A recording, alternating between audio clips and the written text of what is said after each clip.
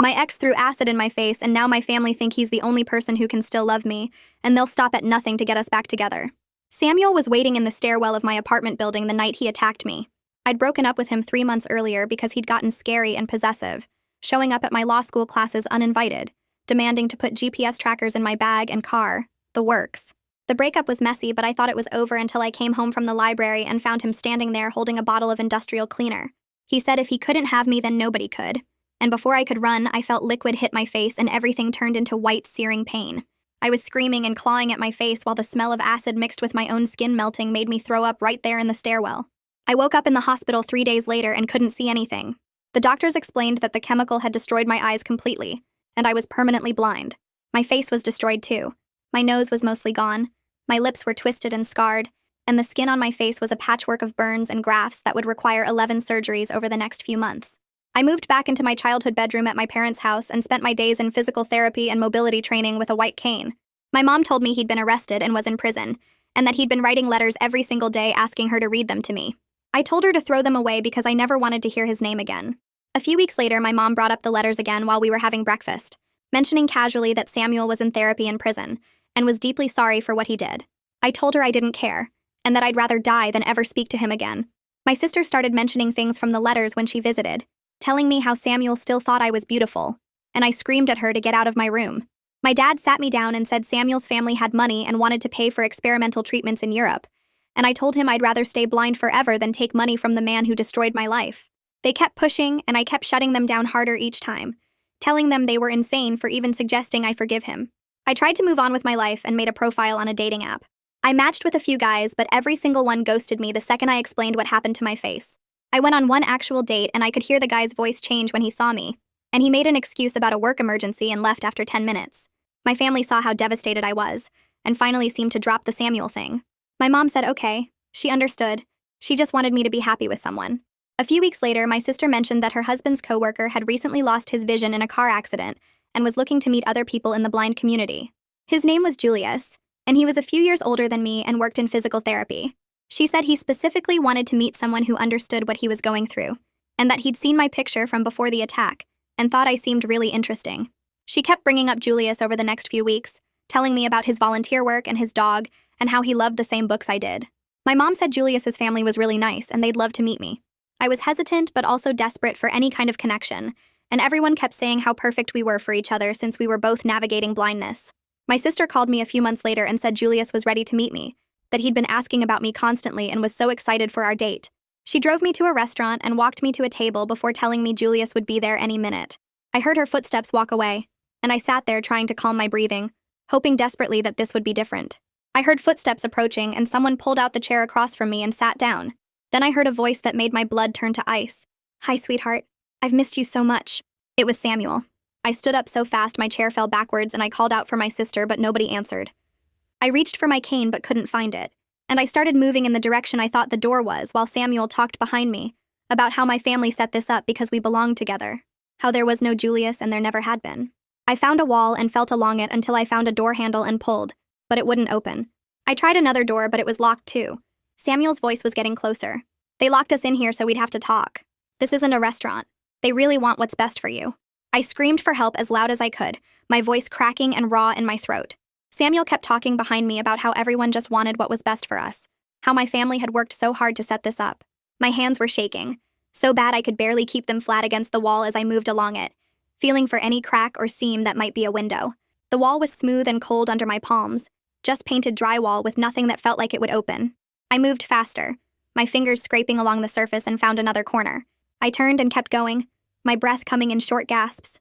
Samuel's voice followed me around the room, calm and steady like he was discussing the weather instead of holding me prisoner. I found what felt like a window frame, but when I pushed on it, the glass wouldn't budge, and I realized it was probably painted shut or nailed closed. My chest felt tight and I couldn't get enough air into my lungs.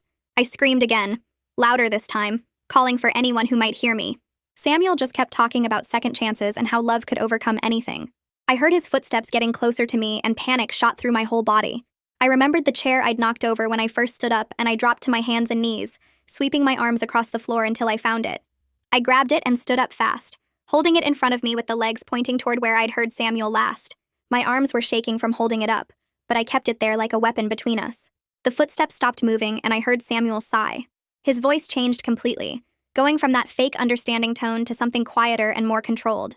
It was the same voice he used to use right before he'd grab my wrist too hard or back me into a corner in my apartment. The hair on my arms stood up, and I gripped the chair tighter. He said my name in that careful way, drawing it out slow, and I knew he was trying to decide if I was actually going to hit him with the chair. I moved it slightly, making sure he could hear it scrape the floor, and I told him to stay away from me. My voice didn't sound as strong as I wanted it to, but at least it didn't break. Samuel said my family was waiting right outside the door, and they weren't going to let either of us out until we talked things through like adults. He said they all agreed this was the only way to make me listen since I'd been so stubborn about refusing to read his letters. I felt something hot and angry rise up in my chest, and I yelled at him that the only thing I wanted to say was that he was a monster who destroyed my entire life. My voice got louder as I kept talking, telling him my family were monsters too for helping him do this to me. I said he took my eyes and my face and my whole future, and now he was taking my freedom too. The chair was getting heavy in my hands, but I didn't lower it. I told him I'd rather die than ever forgive him for what he did to me in that stairwell. My throat hurt from yelling, but I didn't care. I wanted him to hear how much I hated him, how there was nothing he could ever say that would change what he'd done. I heard a door open, and my sister Ruth's voice came from somewhere outside the room. She said they just wanted us to have a real conversation, that Samuel had changed so much in prison and gone through therapy. Her voice sounded so normal, like she was suggesting we all go out for coffee instead of admitting she'd helped kidnap me. I screamed at her that she was completely insane. I told her I would never forgive any of them for this. Not ever. Not if I lived to be 100 years old. My voice cracked on the last words, and I hated that she could probably hear me starting to cry. I yelled that she was my sister and she was supposed to protect me, not hand me over to the man who blinded me. Ruth said something back about how I wasn't being fair, how Samuel made a terrible mistake, but he was trying to make it right. I couldn't believe what I was hearing. I screamed at her to let me out right now, that this was kidnapping and they were all going to jail. My mother's voice joined in from outside the door, and I felt like someone had punched me in the stomach. She was pleading with me to just listen, to try to understand how hard this had been for Samuel too.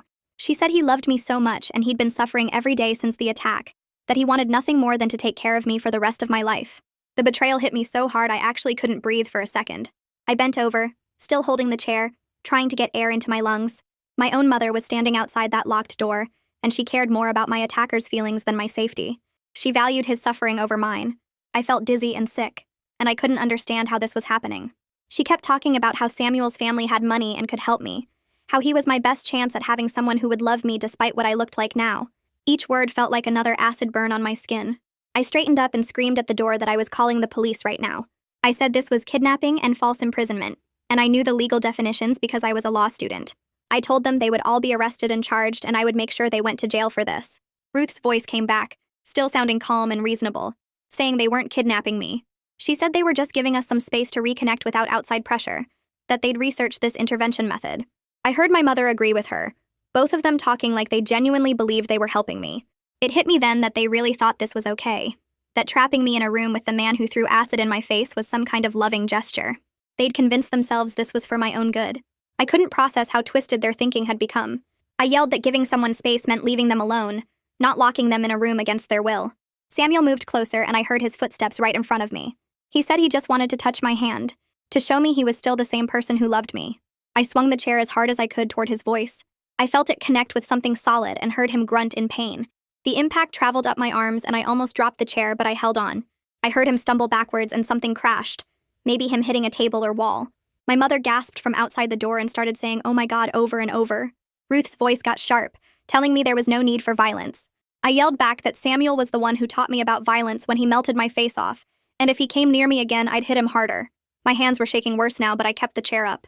Samuel was breathing hard somewhere across the room and not talking anymore. I felt a tiny bit of satisfaction that I'd actually hurt him even though I was still trapped. I started screaming again about false imprisonment and how I knew exactly what the legal definitions were. I yelled that this met every single requirement for kidnapping charges, that they'd lured me here under false pretenses, and were holding me against my will. My voice was getting hoarse, but I kept going, listing off the specific laws they were breaking. I said I was a law student, and I would personally make sure the prosecutor threw the book at all of them. My mother's voice came back, but it was shaking now, not as confident as before. She said they would let me out in just a few hours. They just needed me to listen to Samuel first and give him a real chance to explain. She said if I would just calm down and talk to him like an adult, we could all go home and forget this ever happened. I told her I would never forget this, and neither would the police when I reported all of them. I reached into my pocket and pulled out my phone, my fingers fumbling to find the right buttons. I yelled that I was calling 911 right now and they were all going to be arrested. I heard Samuel move fast and suddenly his hands grabbed mine, yanking the phone away. I tried to hold on, but he was stronger and I heard it hit the floor. Then I heard him stomping on it over and over, the sound of glass and plastic breaking under his shoe. I screamed at him to stop, but he kept going until I couldn't hear any more crunching sounds. My phone was destroyed. I felt tears running down my face and I couldn't stop them. I was completely cut off now. No way to call for help. No way to contact anyone outside this room. Samuel was breathing hard from the effort, and I could smell his sweat in the air between us. The room went quiet except for my ragged breathing and the sound of my heart pounding in my ears. I backed up until I felt the wall behind me and slid down to sit on the floor, still holding the chair across my lap. Samuel's voice came from across the room, soft and careful again. He said he just wanted a chance to explain himself, to tell me his side of what happened that night. I heard my mother and Ruth murmuring encouragement from outside the locked door, telling him to go ahead and talk, that I was finally listening. I wasn't listening, though. I was thinking about how I'd trusted my family to keep me safe and they'd sold me out to the man who destroyed my life. I was thinking about how I'd believed there was someone named Julius who might actually want to date me. I was thinking about how stupid I'd been to hope for anything good. I sat there in the dark that was my whole world now, trapped and alone with my attacker while my family cheered him on from the other side of a locked door. I backed up fast until I felt the corner of the room and slid down the wall to sit on the floor, my legs shaking too bad to hold me up anymore. I kept the chair in my lap like a shield and tried to remember everything from the self-defense classes they made me take during mobility training. Samuel's footsteps stayed across the room, and I could hear him breathing hard from where I'd hit him with the chair. He started talking in that soft voice he always used when he wanted something. He said he'd been going to therapy 3 times a week in prison, and his therapist said he had abandonment issues from his childhood that made him react badly to the breakup. He said he understood now that what he did was wrong, and he'd spent every single day working on himself, so he could be better for me. I couldn't listen to this garbage anymore, so I interrupted him. My voice came out shaky, but I didn't care. I told him that being sorry didn't give me back my eyes or my face or my law school career that I'd worked so hard for. My voice broke when I said he took everything from me, and now my family was helping him take even more by trapping me in this room. I heard Ruth's voice from outside the door, and she sounded annoyed like I was being difficult. She said I was being way too dramatic about this whole thing. She said they'd researched this intervention approach with a family counselor who specialized in reconciliation, and everyone agreed this was the best way to help me move forward. The words hit me like cold water, and I felt sick to my stomach. They'd planned this for weeks or maybe even months. They'd built the whole fake Julius profile and coordinated with Samuel and probably practiced what they were going to say. Every single conversation about Julius had been a lie designed to trap me here. I asked how long they'd been talking to Samuel, and my voice sounded weird and flat. My mother answered right away like she'd been waiting for me to ask. She said Samuel started writing letters to her about a month after the attack happened. She said his letters were so heartfelt and full of remorse that she just couldn't throw them away like I'd demanded. She said she could tell he was genuinely sorry and really loved me. The full scope of what they'd done crashed over me and I couldn't breathe right. They'd been secretly supporting my attacker this entire time while pretending to care about my recovery. Every sympathetic conversation about my therapy or my mobility training had been a lie while they plotted behind my back to force me back together with him. All those times my mother hugged me and said she just wanted me to be happy, she was planning this. All those times Ruth visited and acted like she cared, she was building the Julius lie. I told them they were accomplices to his crime now, and I would make sure the police knew they helped him get access to me again. My mother's voice got defensive and kind of shrill. She said they were just trying to help me find love since no one else was going to want me now with my face looking the way it does. Those words hurt worse than the acid had. I started crying even though I was trying so hard to stay strong and not let them see me break. Ruth's voice cut in and she said I needed to be realistic about my options now. She said Samuel already knows what I look like, and he still wants to be with me. She said that was more than I was going to get from anyone else. Samuel spoke up again from across the room. He said he would take care of me forever. He said he knew he caused all of this, but he wanted to spend the rest of his life making it up to me. I screamed at him that he was supposed to be in prison and demanded to know how he was even here in this room. My mother explained in this calm voice like she was talking about the weather. She said Samuel's lawyer got him released on bail while they appealed his conviction. She said his family put up their house as collateral to get him out. She said they'd all been working together for months to plan this reconciliation because they cared so much about my future happiness. I sat there in my corner with tears running down my ruined face and realized I was dealing with people who were completely out of their minds. They actually believed they were doing something good by trapping me in a room with the man who blinded me and destroyed my face. I forced myself to stop crying and wiped my face with my sleeve. I needed to stop falling apart and start thinking like the law student I used to be. I started going through everything I knew about kidnapping laws and false imprisonment and what evidence I would need if I ever got out of here. I thought about the layout of the room and where the doors were, and whether that window in the bathroom was really too small to fit through. Samuel was still talking about how much he loved me, but I tuned him out and focused on planning. I needed to get out of this room and away from these people who were supposed to protect me, but sold me out instead. I force my voice to stay calm and tell them I need to use the bathroom. There's silence for a moment, and then I hear Ruth and my mother whispering outside the door, but I can't make out the words. Ruth finally says, "Okay," and I hear a key turn in the lock. The door opens, and Ruth's hand grabs my arm tight enough to hurt. She pulls me up from the corner and guides me out of the room. I try to memorize the path as we walk, counting steps and feeling for any changes in the floor. We turn left and walk maybe 15 steps before Ruth stops me and opens another door. She pushes me inside, and I hear her voice right behind me saying to hurry up. I reach out and feel cold tile walls and a sink. My hands shake as I feel around the small bathroom, searching for anything that could help me. There's a toilet, a sink with a soap dispenser, and a towel rack on the wall. I run my hands along the walls and find a small window up high. I reach up and feel the glass, but it's tiny, maybe a foot wide at most. Even if I could break it and climb up there, my shoulders wouldn't fit through.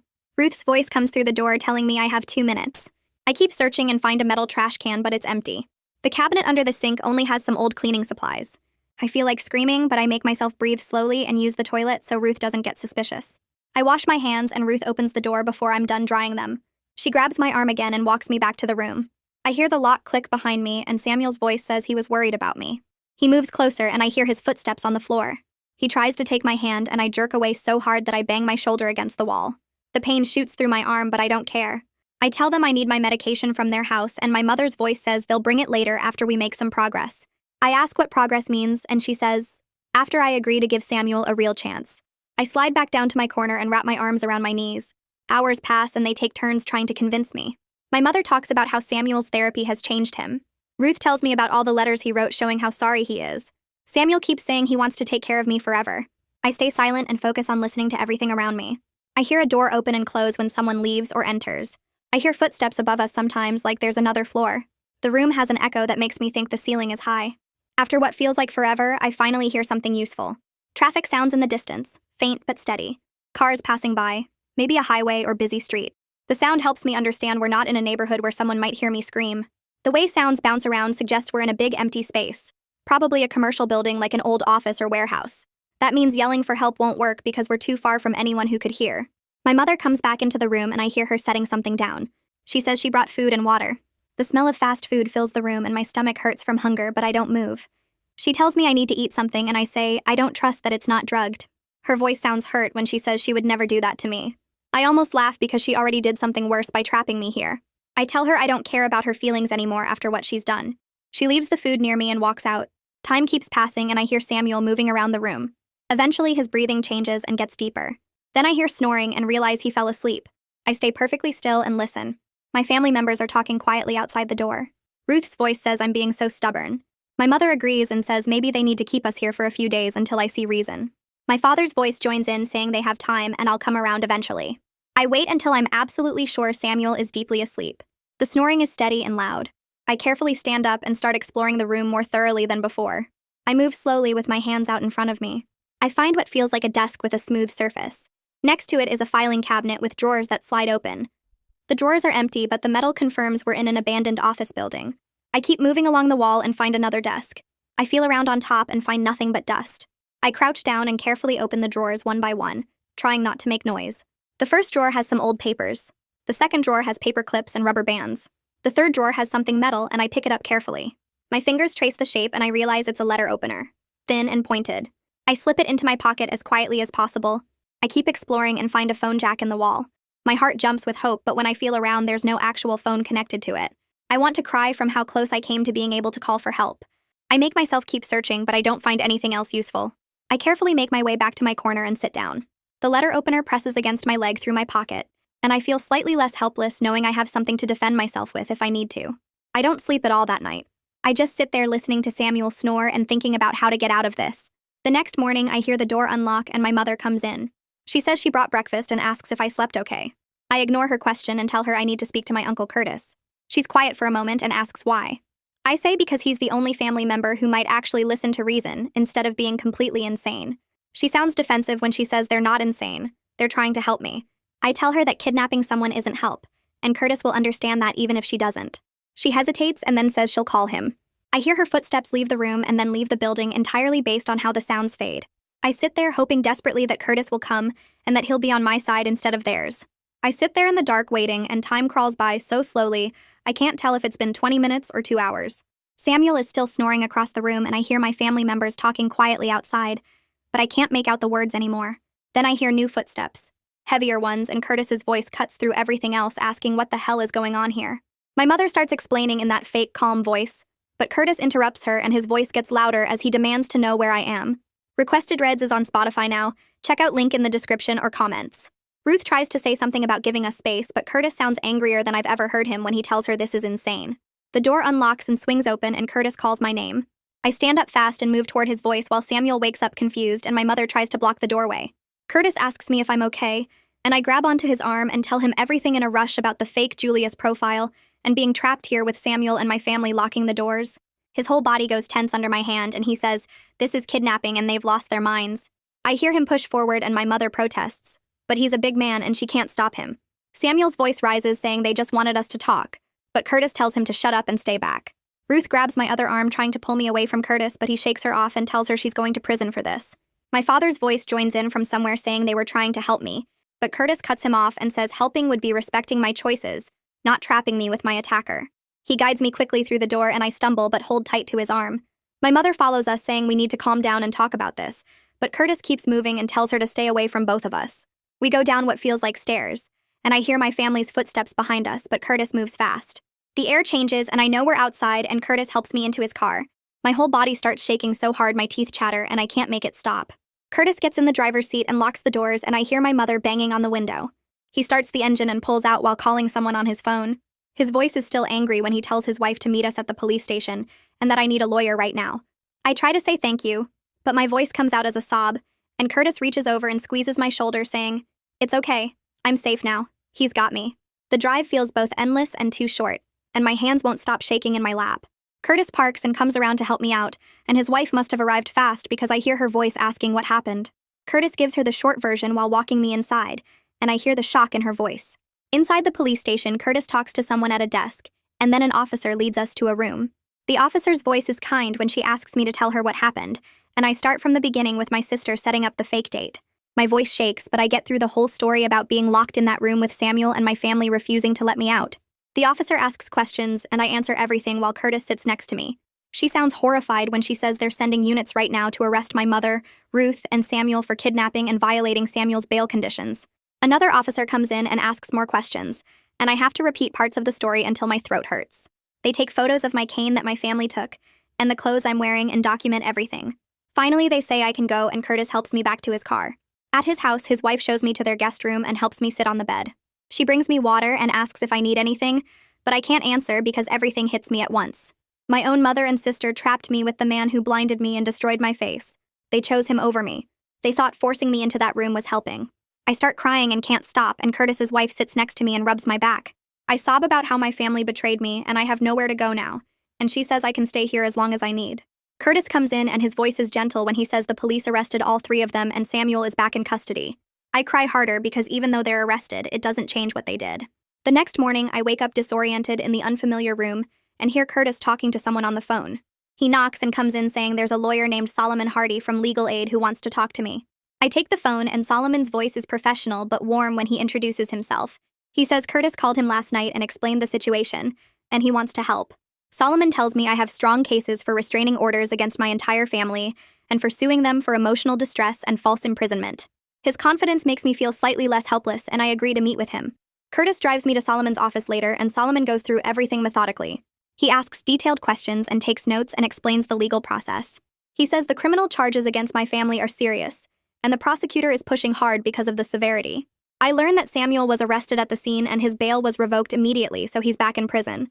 My mother and Ruth were also arrested, but they posted bail and got released pending trial. Solomon says they're facing kidnapping charges, conspiracy, and aiding a bail violation. The restraining orders should be approved quickly given what happened. Back at Curtis's house that afternoon, the phone rings and Curtis answers, then hands it to me saying it's for me. A woman's voice says my name and asks if I remember her. It takes me a second, but then I recognize Madison Yoon from law school.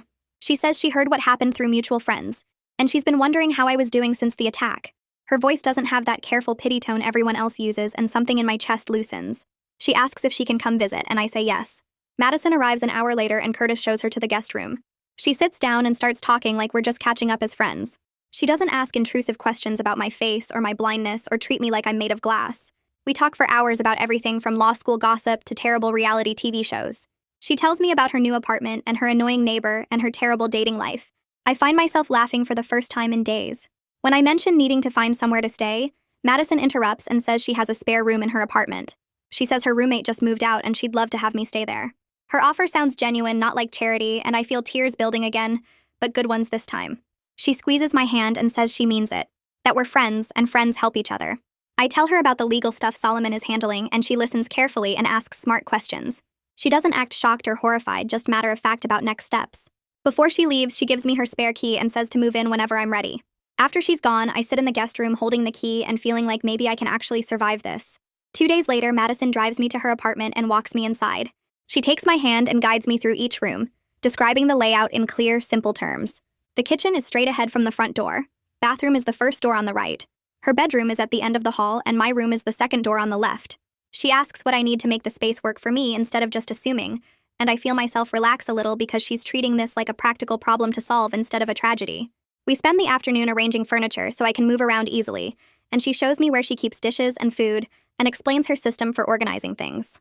That night, I lie in bed in my new room and feel something close to safe for the first time since the attack happened. The next morning, Solomon calls and says he's filing for restraining orders against my mother, Ruth, and Samuel. He explains the process and tells me the judge will review the kidnapping evidence and likely approve the orders quickly. 3 days later, Solomon calls back with good news. The judge granted all 3 restraining orders immediately, and they're now legally required to stay at least 500 feet away from me at all times. If any of them violate the order, they'll be arrested on the spot. I thank Solomon and hang up feeling like I have some actual protection now. A week after I move in with Madison, my phone rings with an unknown number. I answer cautiously, and a man's voice introduces himself as Kai Monahan from the Blind Community Center. He says he heard about my case through disability networks and wants to help me develop better skills for living independently. His voice is warm but matter-of-fact, and he mentions he's been blind since birth, so he's navigated this his whole life. I agree to meet with him, and we set up a time for later that week. When Kai arrives at Madison's apartment, he shakes my hand firmly and gets right to business. He asks what mobility training I've had so far, and I explain the basic cane work from the hospital. He makes a thoughtful sound and says there's a lot more I should know. Over the next 2 hours, he teaches me techniques I never learned, showing me how to use my cane more effectively, and telling me about technology that can help with daily tasks.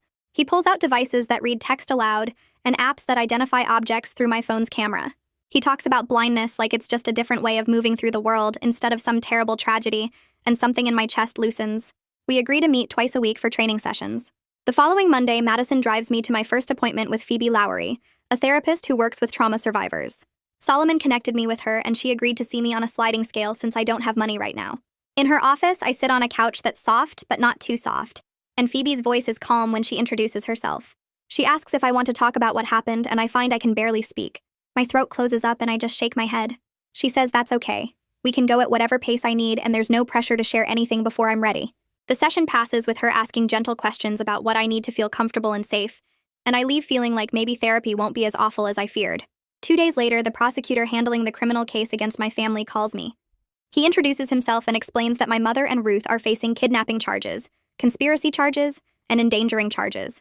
Samuel is facing additional charges for violating his bail conditions and for intimidation. The prosecutor's voice is serious when he says they're pushing hard on these cases because of how severe the situation was. He asks if I'm willing to testify if the cases go to trial, and I say yes without hesitation. After we hang up, he calls back an hour later with more information. He says Samuel's original conviction for the acid attack is being appealed by his lawyers, but the new charges from the kidnapping have destroyed any chance of his sentence being reduced. In fact, the prosecutor expects Samuel will get additional years added to his sentence when everything is finalized. I feel a fierce satisfaction hearing that. Madison helps me start the paperwork for emergency financial aid and disability benefits that same week. We sit at her kitchen table and she reads through forms, explaining what each section means and helping me fill everything out. The process is way more complicated than it should be, with endless questions about my condition and my finances and my family situation. Madison stays patient through all of it, looking up information we need and making phone calls to various offices to get answers. She never acts annoyed or like this is a burden, just treats it like something we're working through together step by step. A few days later, a woman named Ellie Wagner from Disability Rights Advocacy calls me. Solomon gave her my information, and she wants to help me file complaints against my family for financial abuse. She explains that because they controlled my money and used it to manipulate me, I have grounds to take legal action. Her voice is fierce and confident when she talks about protecting vulnerable adults from family members who take advantage. She helps me file the complaints and walks me through setting up my own bank account that my family can't access or control. By the end of the call, I feel like I have another person in my corner who actually understands how bad this situation is. That weekend, Curtis calls to check on me and mentions that my mother has been trying to send me letters through him. He says he's been refusing to pass them along because he knows I don't want contact with her. I thank him for that, and he tells me what the letters say anyway. My mother is claiming she was just trying to help me find happiness and doesn't understand why I'm so angry about everything. Curtis's voice is disgusted when he repeats her words. He says she genuinely seems to believe that setting up the kidnapping was an act of love, and that she's the victim here because I won't forgive her. I tell Curtis to keep throwing away any letters she sends, and he promises he will. My first therapy session with Phoebe happens 2 days later in her office that smells like lavender and has soft carpet under my feet. I sit on what feels like a leather couch, and she sits across from me in a chair that creaks when she moves. She asks me to tell her what happened, and I start with the kidnapping, but she stops me and asks me to go back further, to when my family first started pushing me toward Samuel after the attack. I talk for almost an hour about every letter they tried to make me read, every guilt trip about how Samuel still loved me, every time they made me feel like I was being unreasonable for not forgiving the man who blinded me. Phoebe listens without interrupting, and when I finish, she says something that makes me start crying. She tells me that what my family did was abuse, that using my disability and isolation to manipulate me into seeing my attacker was not love or good intentions. It was control and harm. She says I don't owe them forgiveness just because they're family, and that cutting them off completely is a valid and healthy choice. I cry so hard I can barely breathe because someone finally understands how bad this was, how wrong they were. The preliminary hearing gets scheduled for 3 weeks later, and the prosecutor calls me the day before to prepare me for what will happen. He explains that I'll have to testify about everything that happened in that locked room, that my mother and Ruth will be there with their lawyers, and that the defense will try to make it seem less serious than it was. I tell him I can handle it, and he says he believes me. Curtis drives me to the courthouse the next morning and walks me inside, his hand steady on my elbow as we navigate the halls. The courtroom is cold and echoey, and I can hear people shuffling papers and whispering. The prosecutor guides me to the witness stand, and I put my hand on the Bible even though I can't see it. I testify about hearing Samuel's voice when I expected Julius, about trying to find doors that were all locked, about my family standing outside telling me to give him a chance while I begged them to let me out. My voice stays level and clear even though my hands are shaking. I hear my mother crying somewhere in the courtroom, but I keep talking, describing every detail of those hours trapped with the man who destroyed my face. The defense lawyer asks me questions trying to suggest my family just wanted to help me find love, and I shut that down hard by pointing out that kidnapping is not help. The judge asks a few questions and I answer each one directly, never wavering in my account of what they did. After I finish testifying, Curtis touches my shoulder and walks me back to our seats. I hear the lawyers arguing about evidence and charges for another hour. The judge finally speaks, and his voice is firm when he says he finds more than enough evidence to proceed to trial on all charges. My mother's lawyer tries to argue for reduced charges, saying she's a respected member of the community with no prior record, and Ruth's lawyer makes similar arguments. The judge denies both requests and says the charges will stand as filed because what they did was planned, deliberate, and put me in serious danger. Curtis squeezes my hand, and I feel something loosen in my chest, knowing that the legal system is actually taking this seriously. Madison comes over for dinner at her apartment that night, and while we're eating, she brings up law school in this casual way that makes it clear she's been thinking about it. She says I'm one of the smartest people she knows, and that being blind doesn't change my brain or my ability to understand complex legal concepts. I tell her I'm not ready yet, that I'm still dealing with too much, but she says she's not pushing me to do it now. She just wants me to know that she sees a future for me beyond all this trauma, that I can still become a lawyer if I want to. Something about the way she says it, like it's just a fact and not some impossible dream, makes me actually consider it for the first time since the attack. Kai calls me a few days later and says he wants to introduce me to some people. He picks me up and drives me to a coffee shop where I meet 3 other blind adults who are all working in professional careers. There's a lawyer named Jennifer who uses screen reader technology and has been practicing for 15 years. There's a high school teacher named Marcus who teaches history and uses audio textbooks and assistive devices. There's a woman named Stephanie who owns her own marketing business and manages a team of 5 employees. They all talk about their lives in this matter-of-fact way, discussing the challenges of being blind in a sighted world, but also making it clear that they're living full, successful lives. Jennifer tells me about accommodations available in law school and the bar exam, and Marcus talks about how teaching actually made him better at listening and connecting with students. Meeting them shifts something in my head because I've been thinking of blindness as this ending, but they're all proof that it's just a different way of existing in the world. Solomon sets up a meeting at his office the following week to discuss the civil lawsuit. He explains that I have strong grounds to sue my family for damages, including my therapy costs, the assistive technology I need, lost educational opportunities from having to leave law school, and emotional distress. He walks me through what the lawsuit would involve and says he's confident we have a solid case given that they're facing criminal charges for the same incident. I tell him to file it, and he starts gathering documentation and preparing the paperwork. He says cases like this usually settle out of court because families don't want the publicity of a trial, and that he'll push hard to get me fair compensation. 3 months pass with me living at Madison's place, going to therapy twice a week, meeting with Solomon about the lawsuit, and learning new skills from Kai. The prosecutor calls one morning to tell me that my mother and Ruth have accepted a plea deal to avoid going to trial. They're pleading guilty to false imprisonment and conspiracy charges, and they'll get probation, community service, and mandatory counseling instead of jail time. Part of me wants them to go to prison, but another part is relieved I won't have to testify in a full trial. The prosecutor explains that the plea deal includes specific provisions that they have to stay away from me and can't contest the restraining orders. Solomon calls later that same day and says this actually strengthens our civil case because their guilty pleas are an admission of wrongdoing. He says the restraining order provisions give me legal protection that extends beyond their probation period, meaning they can't come near me even after they complete their sentences. Samuel's trial for the new charges happens 2 weeks after my family's plea deal. The prosecutor calls to tell me the outcome, and there's satisfaction in his voice when he says Samuel got an additional 5 years added to his sentence. The judge specifically called out how bad his actions were, pointing out that he committed these crimes while out on bail for attacking me in the first place. The prosecutor says Samuel tried to argue that my family invited him, and he didn't know I was being held against my will, but the evidence made it clear he was fully involved in planning the whole thing. Hearing that he'll be locked up for years longer makes me feel safer than I have since the attack. Kai asks me if I want to start volunteering at the Blind Community Center, and I say yes immediately. He trains me on how to help newly blind people learn basic mobility skills with a white cane, teaching them the techniques that I struggled to learn after the attack. My first day volunteering, I work with a woman named Carol who lost her vision in a car accident 6 months ago. I show her how to sweep the cane properly, and how to listen for changes in sound that indicate obstacles or openings. Teaching her feels powerful because I'm using what happened to me to help someone else, turning all that pain and fear into something useful. Carol thanks me at the end of the session and says it helps to learn from someone who really understands what she's going through. I leave the center that day feeling capable and strong instead of just being someone who survived something terrible. Madison starts coming over to my apartment more often, and we fall into an easy friendship that feels natural instead of forced. She describes the apartment building layout when I ask but doesn't hover or over-explain basic things, treating my blindness like just another fact about me instead of my whole identity. We order takeout and watch reality TV shows together, with her giving me quick descriptions of the visual stuff that matters, but mostly just laughing with me about the ridiculous drama. She tells me about her terrible dates and annoying coworkers, and asks my advice on normal stuff, and I realize this is the first real friendship I've had since the attack, where someone sees me as a whole person. One night, she's painting her nails on my couch and describing the color to me, and I feel this wave of gratitude that she chose to stick around when she could have just moved on with her life. Solomon calls a few weeks later with news about the civil lawsuit, and his voice sounds satisfied when he tells me my family agreed to settle out of court. The settlement amount will cover all my therapy costs, the assistive technology I need, and my living expenses while I figure out my next steps. He says he pushed hard during negotiations and got me a fair amount that reflects the serious harm they caused. My mother and Ruth didn't want to risk a trial where all the details would become public record, so they agreed to pay rather than face that exposure.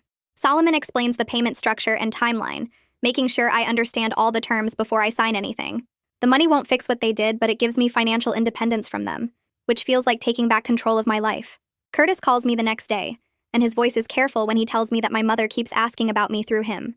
She wants to apologize in person and keeps saying she needs to explain herself, and Curtis is clearly uncomfortable being caught in the middle. I tell him I'm not ready to see her and I might never be ready, that her apology doesn't change what she did or make it hurt less.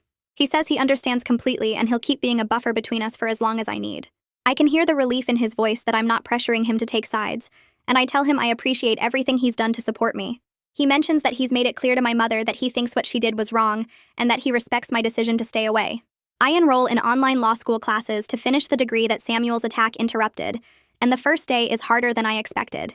The screen reader technology reads everything aloud, and I'm using audio versions of the textbooks, but keeping up with the material takes intense focus. I have to replay sections multiple times to catch details I would have seen immediately before, and taking notes without being able to see what I'm writing feels awkward and slow.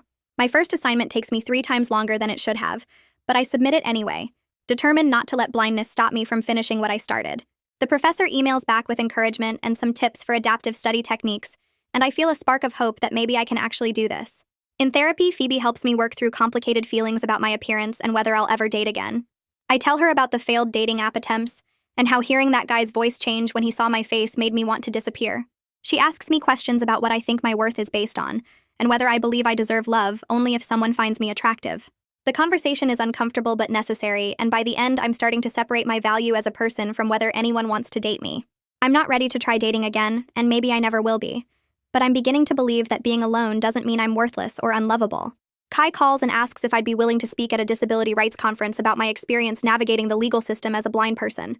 My stomach drops at the idea of standing in front of a room full of strangers and talking about the worst thing that ever happened to me. But Kai explains that a lot of blind people face family manipulation and legal barriers, and hearing from someone who fought back successfully could help them advocate for themselves. I tell him I'm nervous, but I'll do it because I want to use what happened to me to help other people in similar situations. He sounds pleased and says he'll help me prepare and be there to support me during the speech. The conference is 2 weeks later, and I practice my speech with Madison until I can deliver it without my voice shaking too much. Standing at the podium with the microphone in front of me and knowing hundreds of people are watching makes my hands sweat and my heart pound. I start talking about the attack and the kidnapping and how my family betrayed me, focusing on the legal steps I took to protect myself and get justice. My voice gets stronger as I go, and I can feel the audience paying attention, and when I finish, there's applause that sounds genuine instead of just polite. Afterward, several people approach me to share their own stories of family betrayal and legal struggles, and one woman tells me my speech gave her courage to file for a restraining order against her abusive brother. I realize I'm not alone in this experience, and that speaking up about it matters more than I thought. Madison throws me a small celebration when I finish my first semester of online law school, and my grades come back strong. She invites Kai and Curtis and a few other friends I've made through the community center, and we eat pizza in my apartment while they congratulate me. Curtis brings me flowers and tells me how proud he is of how far I've come, and Kai jokes about how I'm going to be a better lawyer than most sighted people he knows. I sit on my couch surrounded by people who genuinely care about me and chose to be in my life, and I feel something I haven't felt in months, like maybe things can actually be okay. Solomon calls the next week and offers me a part-time internship at his legal aid office working on disability rights cases. He says my perspective as a blind person and survivor would be valuable for understanding what clients are going through and advocating effectively for them. I accept immediately, excited to use my experience and legal training to help other people navigate systems that weren't built for them. He explains the internship structure and what kind of cases I'd be working on, and I can barely contain my enthusiasm about finally doing meaningful work again. Curtis stops by my apartment a few days later and tells me that my mother and Ruth completed their court-ordered counseling, but still don't fully understand why their actions were wrong. The counselor's report said they showed up and participated but maintained that they were trying to help me find happiness. Curtis says he's made it clear to them that he supports my decision to stay away, and that their refusal to accept responsibility proves I'm making the right choice. I thank him for continuing to stand up for me, even though it's made his relationship with his sister difficult, and he says families should protect each other, not trap them with their abusers. A few weeks after that conversation with Curtis, I start looking at accessible apartments with help from a housing advocate Ellie connected me with. We visit 6 different places, and I reject most of them because the layouts are confusing, or the landlords seem uncomfortable with my cane and my face. The 7th apartment feels right the moment I walk through the door. The advocate describes the open floor plan and wide doorways, and I move through each room feeling how logically everything connects. The kitchen has talking appliances already installed, and the bathroom has grab bars and a walk-in shower with a built-in seat. I sign the lease that afternoon, and Madison immediately volunteers to help me move. 2 weeks later, she picks me up in a borrowed truck, and we load the few belongings I've accumulated at Curtis's house. Madison drives us to the new place, and we spend hours arranging furniture and unpacking boxes, with her describing where everything is, and me memorizing the layout by touch. By evening, we're exhausted and sitting on my living room floor eating pizza straight from the box. Madison tells me about a disastrous date she went on, and I laugh harder than I have in months. And something shifts inside me as I realize this is my space that I chose, with a friend who sees me as a whole person instead of a victim or a project. The next morning, I wake up in my own bedroom and make coffee in my own kitchen, and the independence feels almost overwhelming in the best possible way. 6 months after the kidnapping, I'm working 3 days a week at Solomon's legal aid office helping clients navigate disability discrimination cases. I take the bus to work using routes Kai helped me learn, and I use my screen reader to review case files and draft legal documents. My law school classes are going well, and I'm on track to graduate next year, and my professors have been accommodating about my assistive technology needs. Madison comes over most Friday nights, and we cook dinner together or order takeout and watch TV with the audio description turned on. Kai invited me to join a recreational goalball league for blind athletes, and I go every Tuesday evening, and the physical activity helps when the anger at my family builds up too much. Curtis texts me every few days to check in, and sometimes we meet for coffee, and he never pushes me to forgive his sister or my parents, even though I know it's hard for him.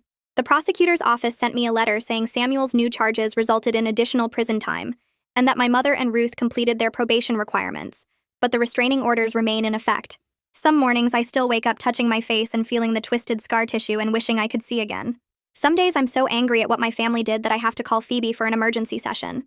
But I'm building something real here with people who chose to be in my life, instead of people who felt obligated by blood. I'm learning that being blind doesn't mean being helpless, and being scarred doesn't mean being broken.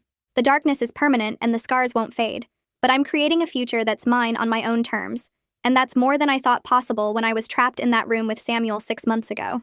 Well, that's another perfectly average ending. If you're still here, congratulations on your questionable taste. Go ahead and subscribe. We've both committed now.